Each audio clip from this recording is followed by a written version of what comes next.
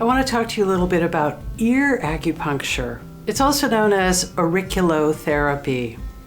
So the history of this medicine is very interesting. A man named Paul Nogier in France, who was a medical doctor, somehow stumbled across the fact that in the ear there are spots that represent different parts of the body.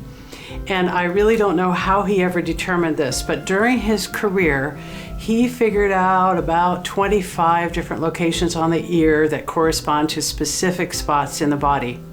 His work was continued by his son, who is also Dr. Nogier, and then somehow this work ended up in Germany, where a Dr. Frank Barr took it and did extensive research and was able to find the location of something like 500 spots on the ear that correspond to anatomy, but also physiology and even things like endocrine hormones and brain chemicals, all located on the ear surface.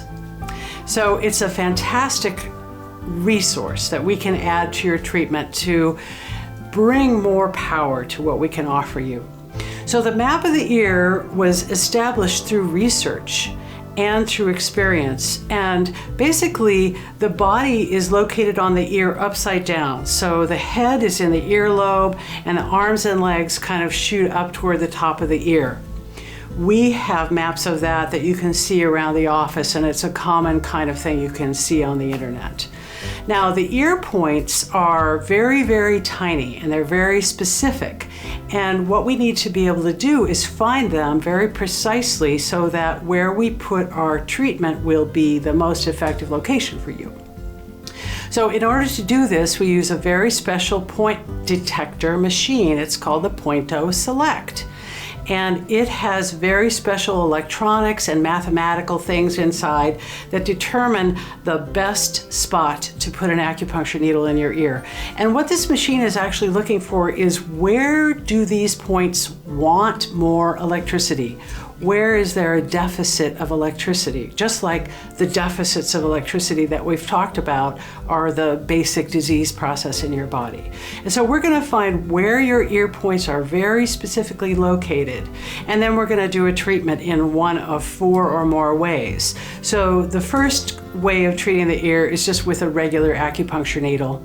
And those needles are a little bit shorter than the ones we use in the body, and they're going to stay in during your treatment.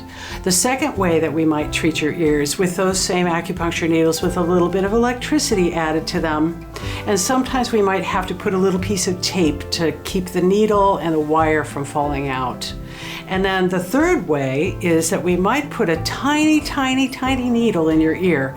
And you'll see me put on my special magnifying glasses and my light on my head so I can see, and I'm going to put a tiny needle that I have to hold with a pair of forceps, and I'm going to place it very precisely in your ear, and then I'm going to put a tiny little band-aid over it so that ear needle can stay for the next week or 2 or even 3 weeks. It's perfectly safe.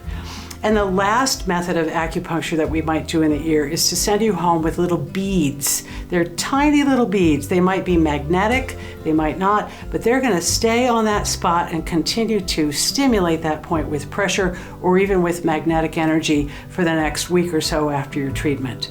So we love ear acupuncture. It's a very well-researched area that can add a lot to your treatment. We feel that because of all these factors that we've discussed, that the ear acupuncture is going to add so much to your treatment here. It's really going to augment what we can achieve for you.